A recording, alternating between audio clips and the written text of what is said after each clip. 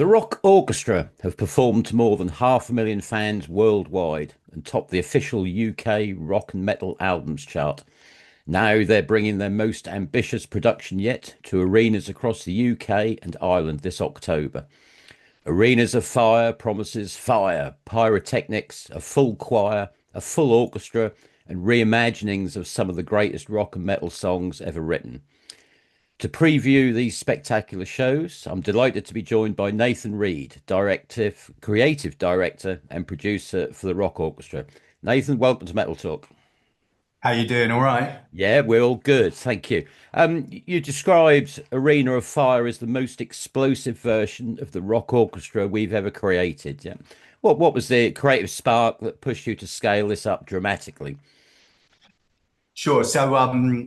Up until the end of last year, we've been performing predominantly in concert venues and theatres, up to around 1,500, 2,000 people.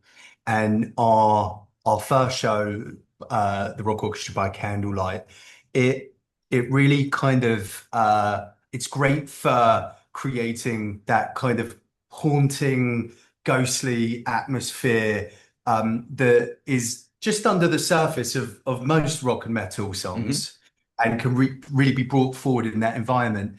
But the thing that we weren't able to bring to life quite so well in that environment was the energy and the high octane um, fire, for want of a Hmm. better word, lives Yep. within music. Hmm. And we've had a long relationship with the likes of the Fuel Girls, performing with them over the last 10 years. And we were like, "Do you know what? We can really bring this to life in a whole different way by adding this pyro and performance element to the show." And it just really works. Yeah, it's a spectacular symphonic mosh pit, isn't it? Is there is there a challenge to make sure the music still remains a centerpiece and doesn't get swallowed by the spectacle? Yeah. Everything that we're trying to do is elevate and embellish. We want to show the music in the best light that we possibly can, and everything is there to complement that. Mhm. That is absolutely always our centerpiece. And we're trying to creatively do things that bring out certain flavors or moments or sounds Mhm. with that visual accompaniment. Yeah, it's kind of an emotional journey for the audience, I guess. The set list order is kind of really important here, isn't it? Mhm. Absolutely, yeah. Yeah, we get a lot of tears in the show. Hmm. There's something about classical music and strings in particular Hmm. that are just so emotional. And what's so amazing about a lot of the music that we play is just how incredibly well written the original songs are. Yep. And there's so many incredibly beautiful or sentimental or sad or angsty moments in there that reimagined in this more classical way, you really feel the emotional hit of them, and then that's juxtaposed by that insane kind of wall of sound and the absolute power of war horns on top of extremely distorted double bass and cello riffs, which that in itself, they complement each Hmm. other because without the other, you don't get to see the context of how beautiful Yep. the other thing is or how powerful the other thing was. War horns. I love that description. I mean, the fire and pyrotechnics are out of this world. I mean, I've been in a photo pit, yeah, when there's pyro going off, and sometimes you can feel your eyebrows starting to singe. I mean, health and safety on the stage must be a challenge, and obviously the amount of planning that goes in has got to be immense. Yeah, absolutely. And for me, because this is an artistic endeavor in terms of the 360 degree, the wardrobe, the stage set, the pyro, it is like playing Tetris. Like Right. every inch of the stage is being used for something Yep. somewhere. And that means that we've got to be meticulous in terms of our planning and our safety and making sure the right people are in the right places at the right time, because inherently fire is Mhm. dangerous. Yep. Yeah, that's true. That's true.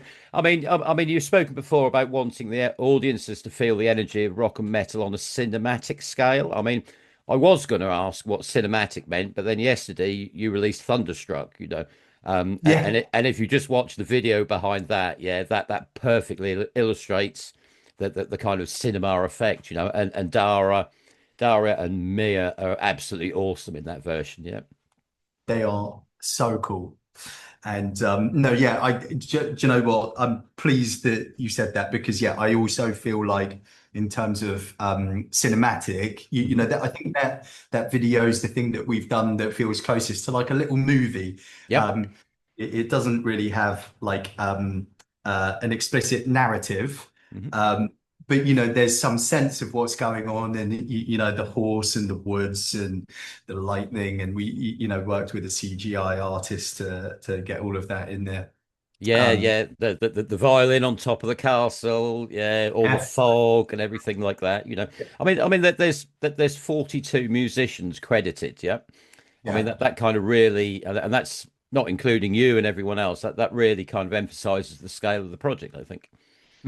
yeah. I mean, look, we try and be as ambitious for it as possible, not least because we're dealing with what we perceive to be the canon of rock and metal, the Hmm. most legendary, the most famous rock and metal songs of all time, and that is a responsibility. Like if you're gonna take that on, then I think to give real credit to the original artists in the music, you've got to try and do it justice.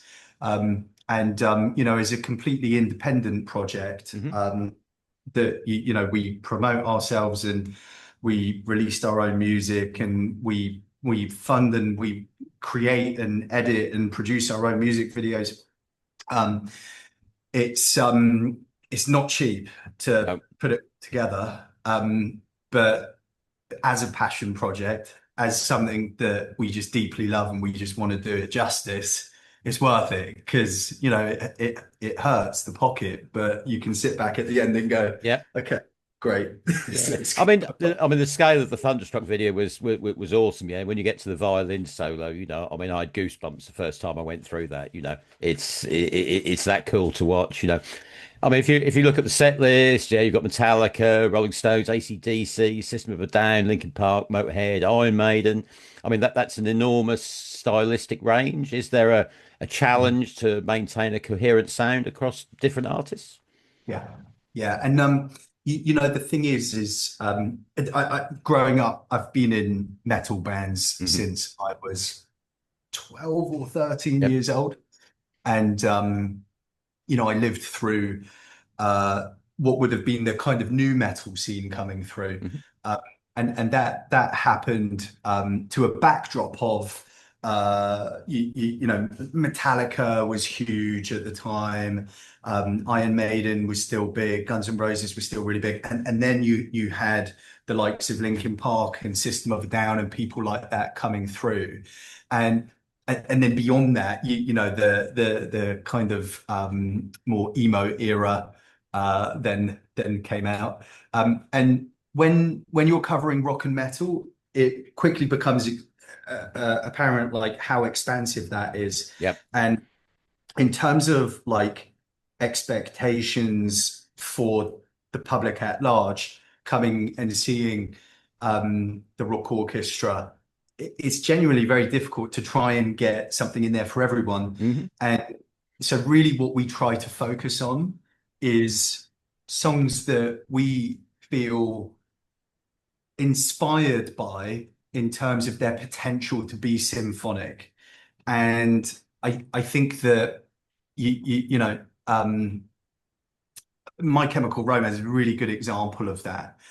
Because a traditional you might find some rock and metal fans actually that actually not a huge fan of emo or that kind of style, and not everyone loves every subgenre Yep. of Yep. rock metal, but that song symphonically is amazing to work with, and it's just got so much potential, and it is such a popular song live, whether people were big fans of that before they Mhm. came in the room or not. It just really connects. So yeah, it's a challenge. Yeah, no, that's a really cool observation. I mean, if you look at Nothing Else Matters, yeah, that's maybe the most orchestra-ready metal song ever written. Is that Yeah, a blessing or a curse when you're arranging it? it's a really good question. So obviously, Symphony and Metallica was predates what we did Hmm. by God knows, well, decades and decades, and um, to one extent, it makes it something that people can imagine before they go there. Oh, they probably do that Hmm. because it was played by Symphony and Metallica, um, and so I would say that when we're looking at music that we can reimagine and have a view on, like, okay, we really love the sense of sadness in this song and we want to bring that out more, or we really love the power in this and we want to bring that out more. We're really trying to make sure that we can do something worthwhile. Hmm. We don't really, if we don't feel that we can add something or bring something out in Hmm. it, we would try and stay away from it.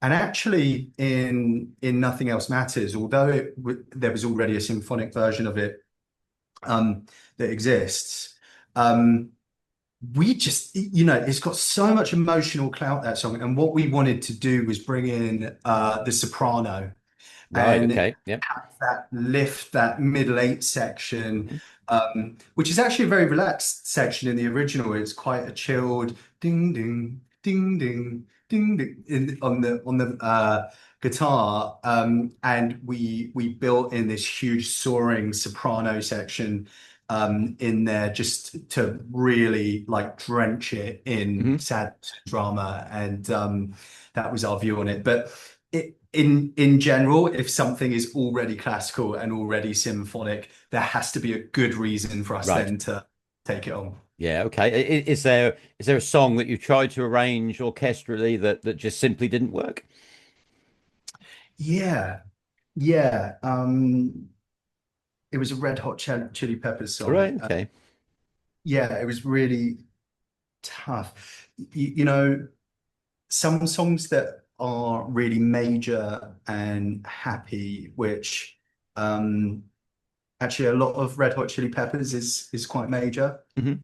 Um, they are a bit harder to bring something out in, and what becomes quite apparent quite quickly is songs that really depend on a certain vocal delivery from the original lead singer. That can make life quite difficult if you're Yep. trying to arrange it symphonically. And actually, the which song it was escapes me now, but we just listened to it and we're like, this just sounds so bloody happy. Yeah. Yeah. Yeah. Yeah. No. And the original Yeah. didn't. Yeah, no, I get Yeah, that. I mean, when it's as you said before, it's about bringing out the emotion in the song, isn't it, and trying to make that connection with the emotion, and then yeah, picking the right instrumentation to really or voices, yeah, to really push that through. yeah, yeah. I mean, is there a kind of cultural gap between maybe classically trained orchestral musicians, yeah, and the world of heavy metal? Is there any kind of tension there ever, or? I wouldn't say there's tension, but so we have a phenomenal group of musicians that we work with. And that's really taken us some time to build that together. And some of the most in-demand touring musicians out there on a classical level. Um, there is a huge difference between being a classically trained musician who can come and sight read Hmm. and just play the notes on the page, Yep. and someone who has got a really good understanding for the feel of the emotion of the original that they're trying to improve on. And we're really lucky to have brilliant musical directors that are super tuned into that. They're massive fans of the original works, and really making sure that the way everything is played is correct. I would also say that certainly in the early days of the Rock Orchestra, some people that had a big classical CV, maybe their peers were looking down on their Really? involvement Okay. somewhat. And then over time, as it's become such a huge, Mhm. we're constantly 150 to 200 shows a year and 350,000-ish guests Yep. a year. I think that view has changed. But yeah, there's some prudiness for sure. No, that's cool. So yeah, I mean, they really have to buy into the concept, don't they? Yeah. Yeah. I mean that kind of, I mean that brings out that's the difference between standing there, I guess, and playing the notes, or actually feeling the notes and moving and interacting with the notes. The kind of audience you get, is it primarily metal fans, or you get classical fans, or people who genuinely love both? Yeah, I do think it's a mixture of people that love both, and actually in a funny way, especially classic rock and some of the earlier metal, and then even I feel like that music is quite closely related to classical. I mean, especially if Hmm. you're looking at like Zeppelin, or even Guns N' Roses, and the like quite linear song format Yep. where the melodies really evolve throughout the songs. So Stairway to Heaven is a great example. Yep. Um, it's quite honestly, it's quite classical. And on the flip side of that, you've got like um, Gustav Holst, Hmm. um, who created what you could argue was the first ever metal track, Yep. with Mars Bringer of War. Hmm. It's heavy. But in terms of our audience, I would say that we've got a really broad appeal. I think that it tends to be people who are definitely rock and metal fans, and I think that the appeal that the Rock Orchestra has is if you were an avid gig goer 10, 20, 30 years ago, and actually you want to hear it reimagined in a slightly more highbrow way in Hmm. a comfy chair. Yeah, yeah, yeah. No, absolutely, absolutely get it. Absolutely get it. I mean, the Fuel Girls, you mentioned those. I mean, that's a really cool addition. Yeah. How did that collaboration come about? So I used to run I created a show called Festival of the Dead.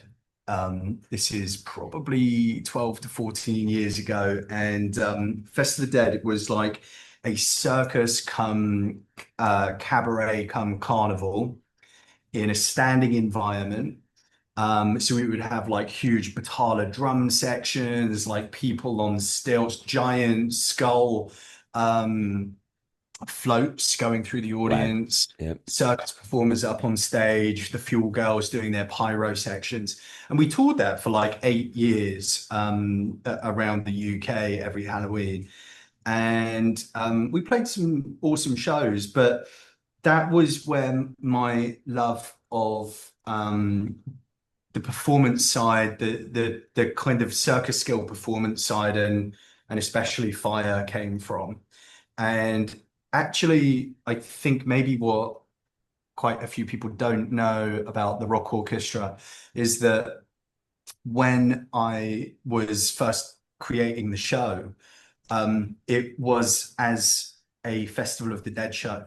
Okay. Um, so we were in COVID, and I had wanted to create a rock orchestra for a long time, having come from a rock band where we had a cellist. Right. Um, Okay. Yeah. I just felt that synergy, and actually, it was when everything was still socially distanced, and so we thought, right, okay, well, let's create the rock orchestra, and let's do it as Festival of the Dead's Rock Orchestra. And that's where all the theming and the skulls and the gothic vibe is actually all from there. Right. But Okay. Okay. we just quickly realized that it was far more exciting and it had far more potential than Festival of the Dead, and we just Built it. formalized it into its Yeah. own thing. Built it and built it. Yeah, no, it's cool. I mean, personally, I mean, imagine if you could introduce one dream collaboration. Yeah, maybe one living artist performing alongside the rock orchestra. Yeah, who would that be and why? Um, Serj from System of a Down would be my selfish pick. Um, I just think that he's a classically trained singer, and you can really tell in his voice he's got like some amazing Mm, operatic power, as well as just one of the greatest metal voices, must be, in my opinion, of all time. And I just think there is so much fun that he would have in the show and okay. different things from it. Yeah, Right, we'll tag him when we do the post then, yeah. Um, please. yeah. So any news on like Classics Volume 2 or something like that? Is there any plan for that? Yeah, absolutely.